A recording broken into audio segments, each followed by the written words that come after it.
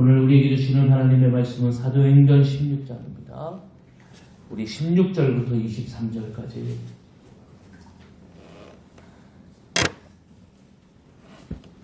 사도행전 16장 16절부터 23절까지 우리 교독함으로 하나님 앞에 영광을 돌립니다. 우리가 기도하는 곳에 가다가 점치는 귀신 들린 여종 하나를 만나니 점으로 그 주인들에게 큰 이익을 주는지라. 그가 바울과 우리를 따라와 소리질러 이르되 이 사람들은 지극히 높은 하나님의 종으로서 구원의 길을 너희에게 전하는 자라 하며 이같이 여러 날을 하는지라. 바울이 심히 괴로워하여 돌이켜 그 귀신에게 이르되 예수 그리스도의 이름으로 내가 내게 명하노니 그에게서 나오라 하니 귀신이 즉시 나오니라. 여종의 주인들 자기에게 주의 소망이 편히 있었고 바울과 실라를 붙잡아 장소로 갈릴리에게 끌어갔다가 상관들 앞에 데리고 가서 말하되 이 사람들이 유대인인데 우리 성을 심히 요란하게 하여 로마인은 우리가 믿지도 못하고 행하지도 못할 행동을 전한다 하거늘 무리가 일제히 일어나 고발하니 상관들이 옷을 찢어버리고 매로 치라 하여 만이 신후에 오게 가두고 간수에게 명하여 든든히 지키라 하니 아멘. 오늘은 사도행전 강해를 계속하겠습니다. 46번째고요. 그리스도인의 관점과 가치라는 주제로 말씀의 은혜를 나누도록 하겠습니다. 어떻게 보면 마게도냐의 첫성 빌립보로 이제 사도 바울이 하나님의 강권적인 역사를 통하여 오게 되죠. 빌립보는 리틀 로마라고 하는 이름처럼 행정과 법과 또 거기 사는 모든 자들이 로마 시민권을 가지고 물론 노예들도 많이 있었어요. 그렇지만 주된 그 주체자들이 퇴역한 군인으로서 그들이 이주하면서 로마 시민권을 받고 로마와 같은 그런 삶을 누리고 있었습니다. 그러나 그곳에는 안타깝게도 유대인이 없었고 회당이 없었어요. 사도 바울은 기도처를 찾았지만 찾을 수 없었고 그 중에 한 여인을 만나게 됐는데 그 여인이 루디아라고 하는 여인이었습니다. 하나님께서는 오늘 이런 얘기를 하고 싶으셨어요. 지난주에 돈 많은 루디아, 장사꾼 루디아를 통해서 교회가 세워졌다. 아니죠. 고대의 여성이라고 하는 지위와 여성이 갖는 세상의 가치 굉장히 형편없었습니다. 여성이라고 하는 것은 그 당시에는 아무것도 할 수 없는 그런 존재였어요. 근데 하나님께서는 어떻게 보면 주님의 복음이 증거되는 그 현장 속에서 이제 처음 교회가 세워지는데 이 루디아라고 하는 이 여자를 통하여 처음 이 유럽의 교회가 세워지게 했습니다. 이 의미는 이 복음이 증거되어지는 이 현장과 이 복음이 증거되어지는 이 모든 사역이 인간의 힘이나 인간을 중심으로 되어지는 것이 아니라 하나님이 주관자라고 하는 것을 말씀하시는 겁니다. 그러니까 우리가 새해 내가 뭘 할 수 있겠어. 아니요. 하나님은 오늘도 내가 주체자가 아니라 하나님이 주체자가 되셔서 연약하고 어리석은 나를 사용하실 줄로 믿습니다. 이 은혜가 우리 가운데 임하기를 원하고요. 그럼을 통하여서 교회가 세워졌어요. 이제 그 뒤에 이어지는 이야기입니다. 16절. 우리가 기도하는 곳에 가다가 점치는 귀신 들린 여종 하나를 만나니 점으로 그 주인에게 큰 이익을 주는 자라 그랬어요. 기도하는 곳으로 갔죠. 이제 어디로 가게 됩니까? 이 기도하는 곳이? 루디아의 집. 근데 세워졌잖아요. 회당이 없었는데 이제 회당이 세워졌어요. 예, 기도하는 처소가 세워졌습니다. 근데 일상 속에서 이제 기도하는 그 사람으로 가는데 점치는 귀신 들린 여종 하나를 보게 됩니다. 제가 이 이야기를 이렇게 보다가 이 이야기는 우리가 잘 아는 내용이에요. 성경을 보는데요. 단어 하나가 제가 찾아보면서 이 점치는 귀신 들린 여종이라는 이 여종을 지칭하는 단어가 되게 독특하더라고요. 이게 뭐냐면 피돈이라는 단어를 썼는데요. 이 피돈이라는 단어는요. 우리가 그 상황을 알아야 됩니다. 로마가 전 세계를 점령하게 되죠. 그래서 모든 길은 로마로 통한다. 이 길이 여러분 빌립보에서 로마로 가는 그 길을 얘기하는 거예요. 빌립보에서 로마로 가는 길이 엄청 큰 대로로 뚫려 있어요. 실제로. 예. 그래서 그 길을 하면서 모든 길은 로마로 통한다. 그렇게 이야기하는 거였거든요. 근데 그렇게 로마가 강력한 힘을 가졌지만 로마가 그리스를 이깁니다. 그래서 로마가 세상을 제패하는데요. 근데 여러분 우리가 성경에서 여호수아를 봐도 아는데 하나님이 네가 가나안 땅에 들어가면 가나안 7족을 다 죽여라, 멸하라. 왜 그렇게 말씀하셨죠? 그들의 종교와 문화가 너희를 하나님의 뜻이 아닌 그들의 종교를 통해서 변질시키기 쉽다. 그렇게 너희가 될 것이다. 마찬가지예요. 그게 산증인이 여기 있어요. 그리스도는 무너졌는데 그리스도의 문화와 종교, 헬레니즘이 로마를 점령하게 돼요. 그래서 여러분 로마의 지금도 터를 가보게 되면 그리스도의 문화가 그 신전이라고 하는 것이 다 녹여져 있어요. 로마의 그 신전이지만 그것이 그리스도의 어떤 그런 그 신화 같은 그런 모습들이 녹여져 있어요. 근데 여러분 보세요.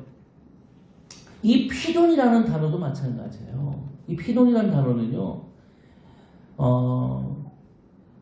이 헤라클라스와 레토라는 이 사람 사이에서 신이죠. 신화 속에 나오는 신인데 낳은 자식이 아폴로입니다. 이 아폴로가 이 아버지의 명령에 따라서 큰 뱀을 하나 죽입니다. 근데 이 뱀의 이름이 피돈이에요. 네. 그리고 이 뱀을 아폴로가 대신해서 이가 피돈이 지켰던 가이아라고 하는 제우스의 뜻을 묻는 그 신전에 아폴로가 내려가서 이를 대신해 피돈을 대신해서 신탁을 하면서 미래를 알려줘요. 네, 사람들이 물으면 그 사람들에 의해서 미래를 알 수 있게 해줍니다. 그래서 그 후에 이렇게 점치는 사람들을 다 통틀어서 피돈이라고 얘기를 했어요. 헬레니즘 문화 속에 있는 내용이에요. 갸우뚱 하지 마시고 찾아보세요. 다 나온 얘기. 제가 다 검증해서 다 찾아봤어요. 어저께 제가 새벽에 아주 그냥 이거 찾아보느라고. 여러분 근데 이것이 중요한 것이 뭐냐면 하나님께서 오늘 이제 교회를 세우셨어요. 그 루디아를 통하여 교회를 세우시고 이제 이 교회가 세워짐을 통하여 하나님의 말씀이 이제 선포되어지고 확장되어지는 이 어떻게 보면 초입에 처음 왜 이 점치는 여인을 만나게 하셨을까? 하나님이 생각하고 있는 이 상황의 본질은 무엇일까? 굉장히 중요해요. 이 여인은 그 당시에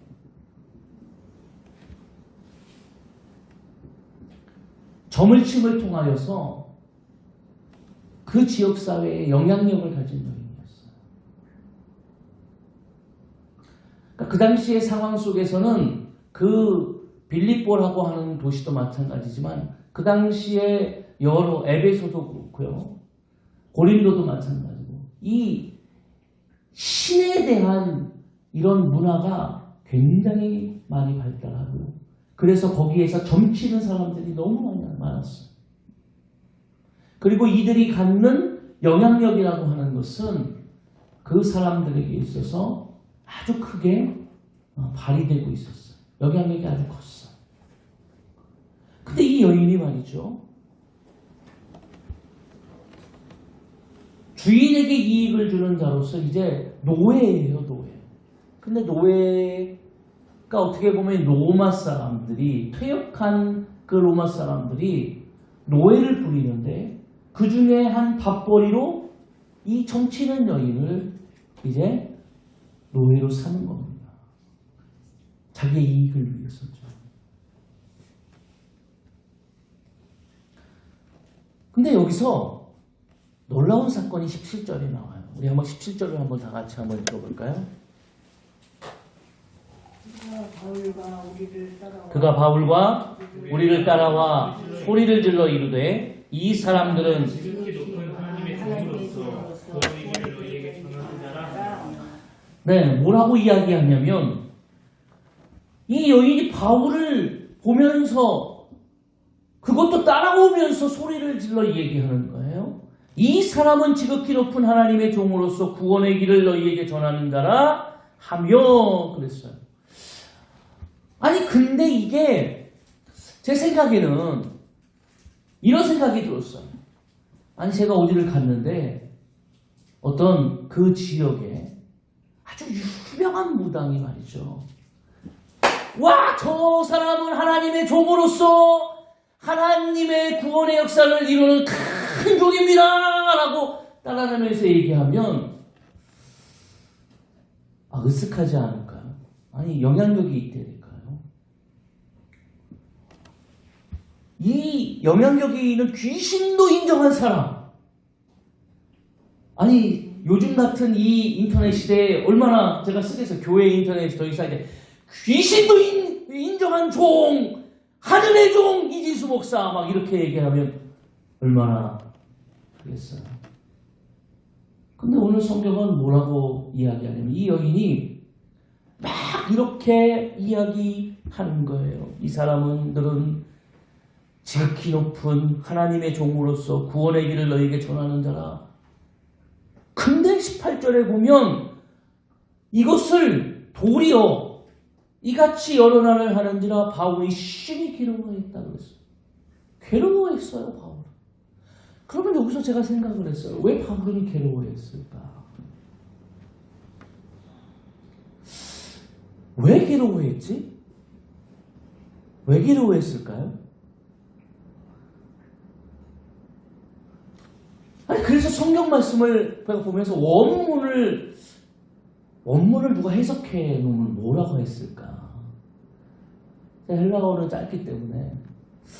그래서 이렇게 찾아보다 보니까 단어 하나가 걸리더라고요. 이게 뭐냐면, 이 특히 복음적인 것 같잖아요. 굉장히, 이게 귀신도 진짜 다 알아보는구나. 이게 배워보면서, 이 사람들은 지극히 높은 하나님의 종으로서, 하나님도 알고, 복음적이야. 구원의 길을 너희에게 전하는 자라 그랬는데, 여기서 핵심은 뭘까요? 하나님의 종이 맞아요. 근데 이 사람이 하는 핵심이 뭘까요? 구원의 길을 전한다고 했잖아요. 네. 근데 이 단어가, 호도스라는 헬라어를 썼는데요. 이 호도스가, 삶의 방식이라는 의미예요. 삶의 방식. 그런데 이 헬라어는요, 모든 언어가 마찬가지인데요. 전치사가 되게 중요해요. 정관사 앞에 붙는. 뭐냐면 이런 거예요. 점 하나만 찍으면 님이 남이 되잖아요. 네, 우리나라 이야기도 있잖아요. 점 하나만 찍으면 님이 남이 되고 점을 지으면 남이 님이 되는 놀라운 그런 역사처럼 이 호도스라는 단어를 쓸 때 그냥 쓰면 근데 누가가 그냥 썼어요. 그 여인이 말하고 있는 구원의 길이 뭐냐면 일반적인 삶의 방식을 얘기하는 거예요. 세상에서 잘 먹고 잘 살고 세상에서 성공하는 점치는 여자들을 그 귀신들이 이야기하는 자신들의 상황 속에서 말하는 미래를 바라보면서 미래 보죠 귀신들이. 에? 막 쌀알이 팍 쓰고 막 쌀알 탁 그래서 막 숟가락을 딱 쓰면 숟가락을 쓰고 에? 귀신들이 막 이렇게 날선 칼 위에도 탁 올라가가지고 피도 막 벙벙 뛰면서도 피도 흘리잖아. 귀신의 역사가 있죠 사실. 그러니까 막 귀신들이 맞히기도 하고 막 사람들이 거기에 막 흥분해가지고 막 그러니까 뭐냐면 그들이 이야기하고 있는 삶의 방식을 얘기하는 거예요. 근데 여기에 전치사를 붙여야 돼요. 정관사를 앞에 붙이면 우리가 이야기하는 구원받은 자, 하나님을 믿음으로 새 생명을 받은 자의 구원의 길의 삶의 방식으로 이야기하는 겁니다. 그 제가 이거 보면서 야 이단도 마찬가지인데 아주 교묘하게 속이는 거예요. 여러분 우리 언어가 아니잖아요. 그러니까 우리가 이 언어를 보면서 뭐가 틀린지 몰라요. 근데 이 언어를 쓰는 사람들은 뭐가 틀린지를 아는 거예요. 뉘앙스만 봐도 알고 그 사람 눈빛만 봐도 알고 이걸 아는 거죠. 그럼 왜 바울이 이렇게 괴로움을 가졌을까? 두 가지가 있더라고요. 이게 오늘 설교의 핵심이에요. 빨리 끝내려고 제가. 이 두 가지인데 첫 번째가 뭐냐면요. 제가 설명했잖아요. 이 여인은 이 지역에서 사람들의 미래와 운명을 점쳐줌으로 영향력이 있는 사람. 여러분 사람들을 막 이렇게 지금 우리 참 좋은 대학 나오고 공부 많이 한 게 아무 소용이 없어요. 여러분 옛날에 그렇잖아요. 사람들이 많이 배우면 똑똑하다고 그래요. 아니요. 많이 배워도 똑똑하지 않더라고요. 이 영적인 이 무지는 영적인 역사는 배움에 있지 않아요. 깨닫는 데 있어요. 분명히 깨달으시기를 원합니다. 분별하시기를 원해요. 이거 분별 못하면 그러니까 여러분 영향력이 있는데요. 바울의 일행이 지금 나아가서 막 그들이 뭘 전합니까? 복음을 전해요. 근데 이 여인이 영향력이 있거든요. 근데 이 여인이 뭐라고 얘기해요? 하나님의 종으로서 하나님의 역사라는 걸 막 이야기해요. 이 여인이 이 사람들의 정체도 알고 이 여인이 많은 사람들에게 막 이렇게 이야기하는데 여기서 제가 딱 보니까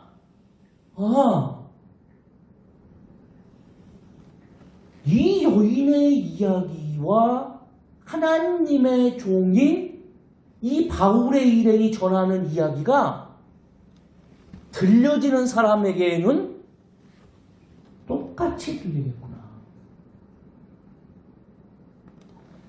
사람들은 내용이 어쨌든 간에 이게 진리인지 생명인지 모르고 그냥 그 이야기를 보면서 똑같이 보는 거예요. 저 교회가 이단인지 저 교회가 잘못됐는지를 모르는 거예요.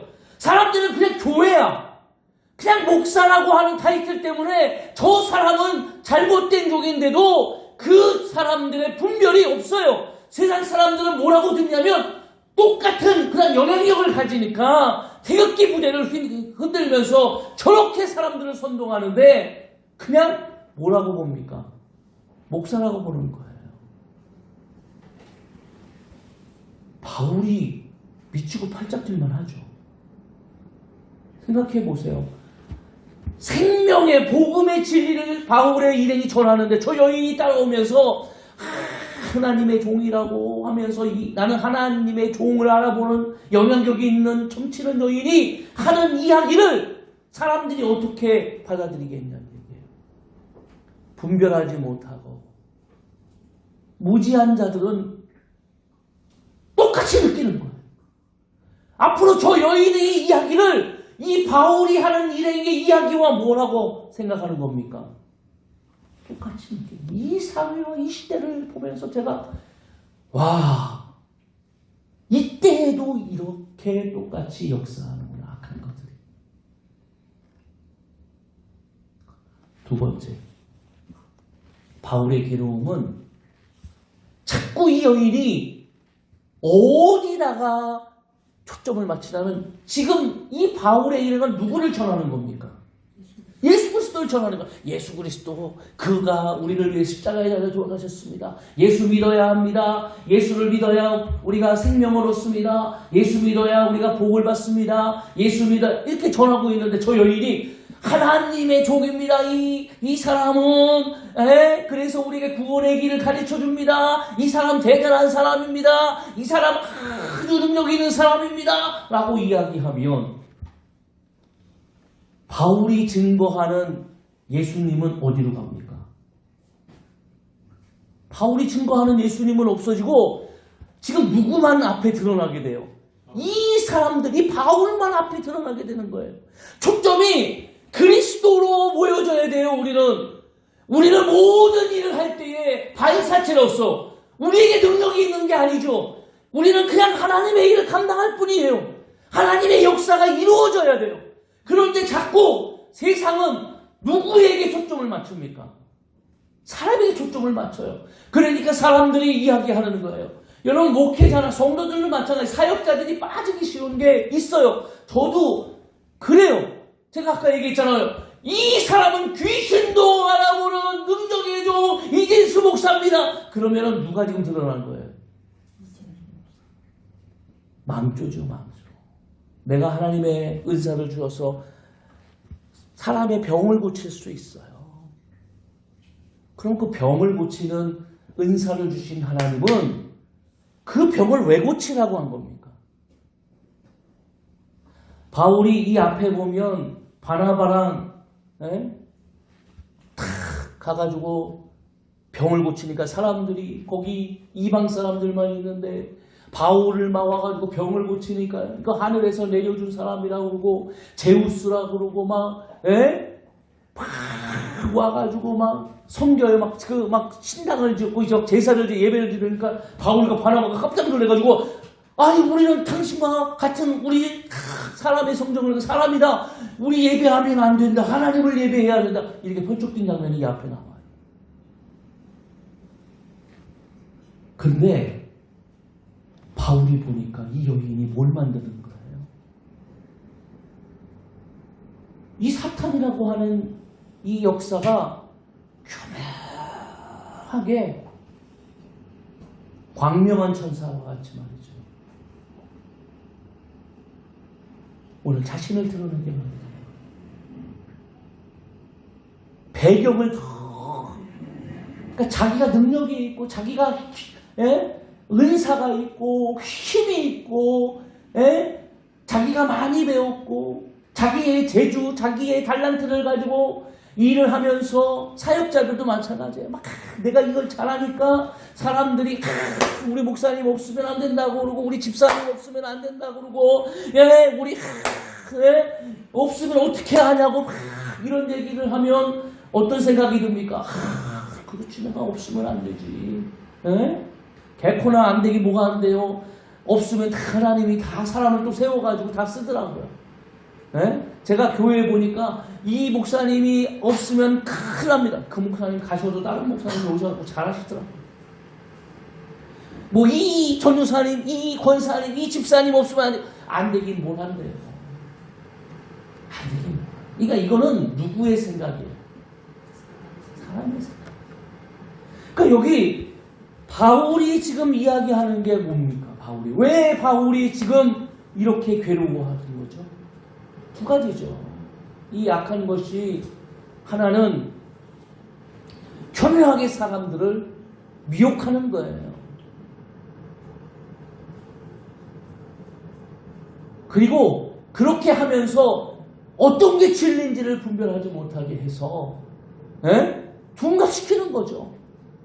하나님의 말씀이 선포되는 곳에 자신들의 생각이나 자신들의 사상을 놓고 그것이 하나님인 것처럼 또 하나 사람을 세워가지고 광명한 천사처럼 말이죠.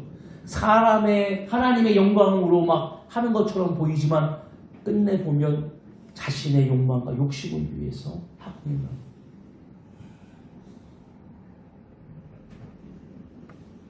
그러니까 바울이 너무 괴로우니까 어떻게 합니까? 고쳐줘요. 예수 이름으로 떠나갈지어다 그랬어요. 그랬더니 어떤 일이 19절부터 일어납니다. 19절부터 우리 보겠습니다. 여정의 주인들은 자기 수에게 소망이 끊어진 것을 보고 바울과 실라를 붙잡아 장터로 관리들에게 끌어가다 상관들 앞에 데리고 가서 말하되 이 사람들의 유대인인데 우리 성을 심히 요란하게 하여 그랬어요. 여기 굉장히 중요한 의미가 담겨져 있어요. 여러분 지금 이 일행이 몇 명이냐면 4명이에요. 혹시 아시나요? 지금 이 두 번째 전도 여행에 4명이 함께 갑니다. 한 사람은 바울이고 한 사람은 실라예요. 한 사람은 누굴까요? 디모데. 디모데 같이 만났잖아요. 또 한 사람은 누굴까요? 누가입니다. 누가가 우리가 같이 함께 간다고 썼어요. 앞에. 자, 누가 4명이 갔어요. 그런데 여기 몇 명만 감옥에 갇히죠? 왜 바울과 실라만 감옥에 갇힐까요? 바울과 실라만 정통유대인이에요. 누가도 이방인이고 디모데는 혼혈이죠. 그러니까 바울과 실라만 정통유대인인데 성경에 여기 뭐라고 썼냐면 상관들 앞에 데리고 가서 말하되 이 사람들이 유대인인데 그랬어요. 유대인인데 어쩌단 말이에요. 유대인 2사람만 지금 감옥에 갇혔어요. 근데 여기서 보세요. 유대인과 함께 이렇게 대립되어져서 21절 로마 사람인 우리가 지금 누가 서로 대립되어져 있어요. 유대인과 로마 사람인 우리가 받지 못하고 행하지도 못할 풍습의 풍속을 전한다 하고는 우리가 일제히 일어나 고발하니 상관들이 옷을 찢어버리고 매로 치라하여 많이 친 후에 옥에 가두고 간수에게 명하여 든든히 지키라 하니 그랬어요. 근데 여러분 여기서 이 바울과 실라가 지금 당한 이 형벌이 합당한가? 아니 그 여인 그 한 여인 그거 무슨 여인을 죽인 것도 아니고 그 귀신 들린 여인 귀신 쫓아줬다고 지금 옷을 찢어버리고 거기 보면 성경에 보면 매를 많이 친 후에 그러니까 많이 맞았어요. 그리고 감옥에다 갖다 집어넣고 지키라 그랬어요. 이게 이 정도의 형벌인가? 그 당시에 그 빌립보라고 하는 것은 로마의 법과 행정을 따랐는데 그러면은 그 사람들이 가지고 있는 여러 가지 법의 절차가 있어요. 어떤 그 벌을 어떤 죄에 내려야 되는가에 대한 분명한 절차가 있는데 너무 과하잖아요. 근데 여기서 이 과함이 어디서 드러나냐면 로마와 유대인이라고 하는 세상과 그리스도인이라고 하는 이 의미 속에서 드러난다는 얘기예요.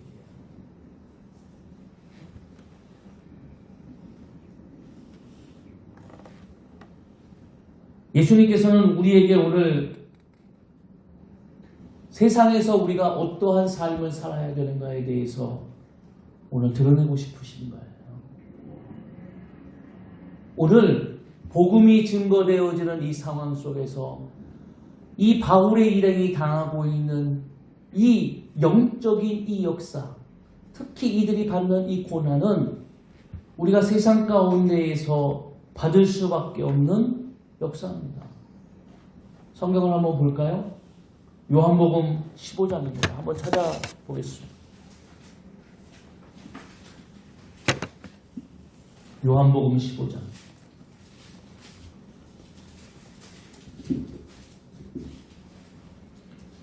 18절부터 19절 다 같이 읽습니다. 세상이 너희를 미워하면 너희보다 먼저 나를 미워한 줄을 알라. 너희가 세상에 속하였으면 세상이 자기의 것을 사랑할 것이냐?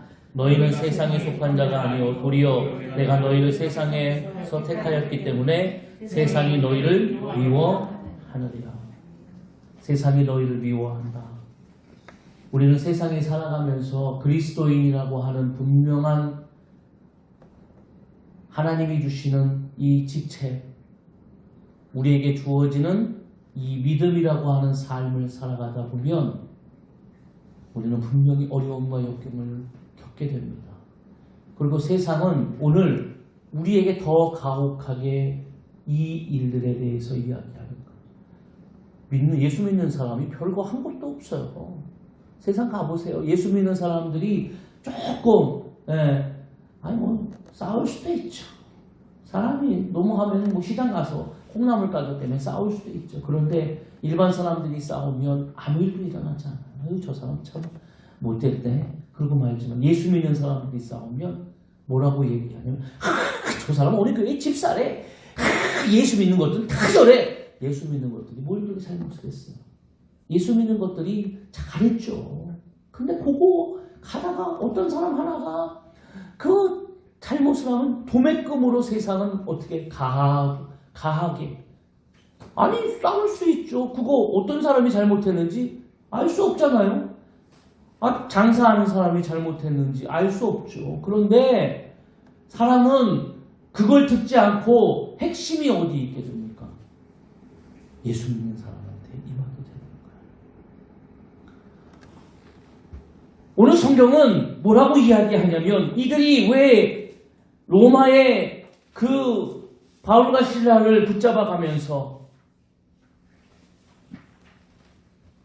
뭐라고 그들이 죄목을 정했냐면 19절에 여종의 주인들은 자기의 수익에 소망이 끊어진 것을 보고 그랬어요.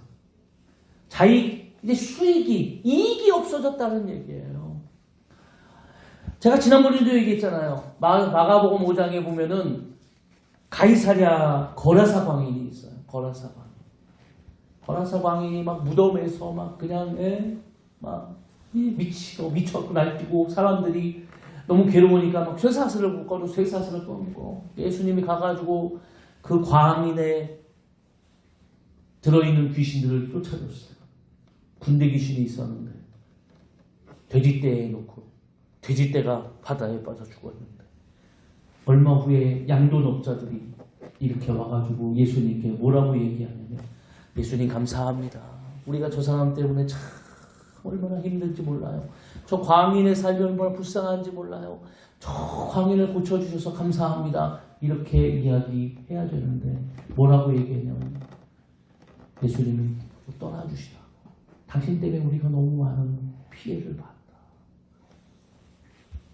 근데 예수님은 그래서 그 다음부터 귀신 쫓는 일을 사람 고치는 일을 하지 않았다. 성경에 이렇게 써있나요? 아니요. 예수님은 계속 하셨어요. 이게 그리스도인의 삶이에요. 빛과 소금의 사명이라고 하는 것은 오늘 이 세상에 제가 얘기했잖아요. 세상은 이 정치는 여인과 같이 이런 가치와 관점으로 살아가며 믿는 사람을 바라봐요. 오늘도 사단은 2025년을 우리가 살아가면서 우리가 이 세상을 향해서 살아가야 되잖아요. 산에 가서 삽니까? 굴 파고 삽니까? 아니요. 우리는 이 세상에서 살아야 되고 저들과 몸을 부비면서 우리가 함께 일하면서 살아야 돼요. 저들의 시선이 바뀌냐? 안 바뀌어요. 성경에 보니까요. 이런 말이 있어요. 우리가 잘 아는 내용이에요. 성경에 보니까 마태복음 5장 39절에 나는 너희에게 이르노니 악한 자를 대적하지 말라. 누구든지 내 오른뺨을 치거든 왼뺨을 돌려대며 또 너를 고발하여 속옷을 가지고자 하는 자에게 겉옷까지 가지게 하며 또 누구든지 너로 억지로 오리를 가게 하거든 그 사람과 심리를 동행하라. 그랬어요. 그렇게 살아보셨어요? 그렇게 살았다고 하시죠. 그러면은 그 사람이 우리 보면서 제가 내일부터 교회 가겠다고. 정말 어떻게 이럴 수가 있냐고. 할렐루야. 이런 어떻게 선한 사람을 발견. 제가 내일부터 교회 가겠습니다. 그런 거 보셨어요? 그거와 상관없이 세상 사람들은 살아요. 저 사람 저렇게 사나? 그러니까 뭔 얘기예요? 우리가 선한 일을 한다고 사람들이 하나님 앞에 나오고 막 그 사람들이 주님 앞에 예배하는 게 아니다. 변화되는 게 아니다. 선한 일은 왜 합니까? 믿는 자로서 당연히 세상에 하나님을 믿는 자로서 우리가 드러내야 될 가치입니다. 세상은 우리를 싫어해요. 미워해요. 사도 바울이 아니죠. 베드로가 우리가 사도행전 3장 앞에서 보면 구시에 기도하러 요한과 성전에 올라가는데 그 앞에서 구걸하는 미문에서 구걸하는 안질뱅이 못 걷는 사람을 보게 돼요. 많은 사람들이 지나가지만 관심이 없어요. 근데 어느 날 성령의 은혜를 받은 이 베드로와 요한은 보니까 너무 불쌍하거든요. 내가 너에게 뭘 하기를 원하느냐. 이 못 걷는 이 사람은 뭘 원하는 거예요? 원래는 걷기를 원하지만 그 사람의 눈빛에는 돈이나 어떻게 많이 줘서 내가 오늘 하루 잘 살게. 이게 세상의 관점이에요. 이익을 위해서. 근데 베드로와 요한은 뭐라 그랬어요? 네가 원하는 돈과 금은 없다. 금과 은은 없다. 그러나 내게 주신 그 이름으로 예수 이름으로 명하노니 나사렛 예수 이름으로 일어나 걸어라. 그때 걸었어요. 우리가 세상에 드러내야 될 가치는 사람들이 뭘 알아봐주고 내가 드러나고 내가 막 사람들에게 있어서 영향력이 있는 사람들을 통하여서 이게 아니에요. 그럴 수도 있죠. 하나님이 사용하실 수도 있죠. 뭐 우리 교회 국회의원이 있을 수도 있고 우리 교회 장관이 있을 수도 있고 유명한 의사가 있을 수도 있고 그렇잖아요. 그런데 드러내야 될 가치가 그게 아니라 믿는 자로서 오늘 세상은 오늘 그렇게 살아요. 악한 사단은 그렇게 우리를 유혹하고 미혹해요. 너희도 그렇게 살아. 근데 오늘 우리는 세상을 살아가면서 그리스도인으로서 우리는 어떻게 합니까? 세상의 빛과 소금의 사명을 감당해야 되겠구나. 세상은 원래 저런데 나는 묵묵히 예수 그리스도가 행했던 그 삶처럼 묵묵히 오늘 사도 바울과 실라가 매를 맞고도 찬송을 부를 수 있는 그 은혜의 삶처럼 어떻게 그럴 수 있을까? 이제 다음 주에 우리가 보게 될 텐데 어떻게 그럴 수 있을까? 이 비밀을 우리가 깨닫게 되는 거죠. 미쳤나요? 매듭 맞더니 미쳤나요? 그래서 할렐루야 찬송하나요? 아니요. 이들이 드러내야 될 복음의 가치, 하나님의 자녀로서의 가치가 세상과 다르다고 하는 것을 드러내고자 하는 거예요. 세상은 복음이 여기서 끝났나요? 사도 바울이 여기서 매를 맞고 감옥에 갇혔다고 해서 이렇게 복음이 중단됐어요? 아니요. 이 복음은 이제 시작이고 이것을 통하여서 전 유럽이, 전 세계가 우리가 믿는 복음이 증거된 겁니다. 할렐루야. 우리는 이런 삶의 은혜를 가지고 살아야 됩니다. 이게 그리스도인이 가져야 될 관점과 가치. 세상에서 우리는 그런 존재로 살아가는 거예요. 근데 막 우리가 세상에서 뭘 얘기해요? 여러분 생각해 보세요. 정치는 이 여자가 이야기하는 게 거짓말이에요? 사실이에요? 사실이죠. 사실이 있어요. 여러분 점쳐서 가보세요. 다 맞춰요 막. 그러나 그 사실이라고 그게 진리입니까? 그럼 점치는 여인이 그 무당이 한 얘기가 다 진리입니까? 아니요. 사실과 진리는 다른 거예요. 그렇기 때문에 우리가 살아가면서 세상 사람들이 얘기하는 사실이죠. 그렇지만 그건 진리가 아니에요. 진리는 하나님 앞에서 하나님의 뜻을 깨닫고 그 삶을 통하여 우리가 순종하며 살아가는 그 삶이 진리인 겁니다. 2025년 일에 진리를 쫓아가십시오. 진리를 통하여 나아가십시오. 왜 세상 사람들이 우리를 싫어하는지 아세요? 응? 제가 이걸 보면서 깜짝 놀랐잖아요. 사람의 심리가요, 공범을 만들려고 해요. 죄를 지으면. 여러분, 죄를 짓잖아요. 죄를 지으면 서로 같이 공범이 돼야지 뭐가 없어요. 캥기는 게 없어요. 마음에 부담감이 없어요. 근데 예수 믿는 사람들은 공범을 만들려고 하는데 자꾸 예수 믿는 사람은 뭐라고 얘기해요? 이러면 안 돼요. 나 이거 죄예요. 나 이렇게 할 수 없어요. 라고 얘기하니까 세상 사람들이 볼 때는 뭐예요? 미워하는 거예요. 배신자인데? 같이 술 안 먹는다고 배신자인가요? 지들만 먹으면 되지. 왜 애꿎은 이 청년들, 예수 잘 믿는 청년들 말이에요. 애가 막 풀이 죽어가고, 어저께 내가 결혼식장 갔는데 그 건설 회사 다니는 그 동생을 만났어요. 영아 힘들지? 어디 다니냐? 동부건설 다닌대요. 동부건설 좋은 회사인데. 그랬더니 힘들지 그랬는데, 네. 그래서 제가, 걔는 남을 만날 때마다 계속 얘기해요.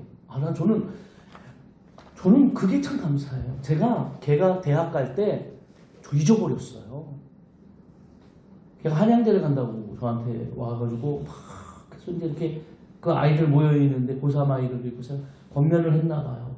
근데 이 아이에게 이게 얼마나 은혜가 됐든지 지금도 30살이라고 그래요. 지금 19살 때 제가 한 얘기잖아요. 이제 고3에서 이제 목사님, 그때 목사님 그 말이 저는 너무나 감사해요. 저를 드러내기 위한 얘기가 아니라, 그래서 제가 목회자의 이 한마디가 제가 한 게 아니고 하나님이 했지만, 내가 세상 사람 살면서 이 진리라고 하는 것은 우리의 그 한마디가 세상을 변화시킬 수 있고, 이 공범을 만들려고 하는 이 세상, 얼마나 지저분한 이 세상이에요. 근데 그리스도인의 이 한마디와 삶이 세상을 변화시킬 수 있구나. 전 그 아이를 보면서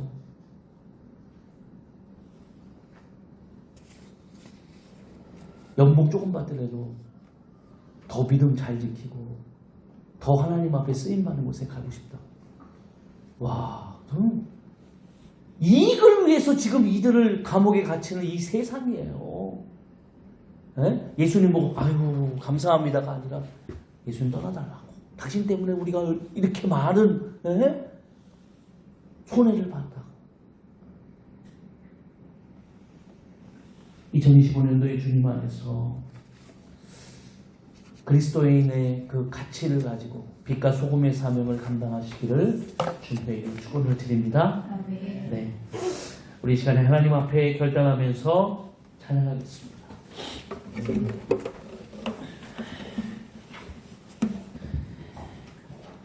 하나님의 사랑, 하나님의 사랑을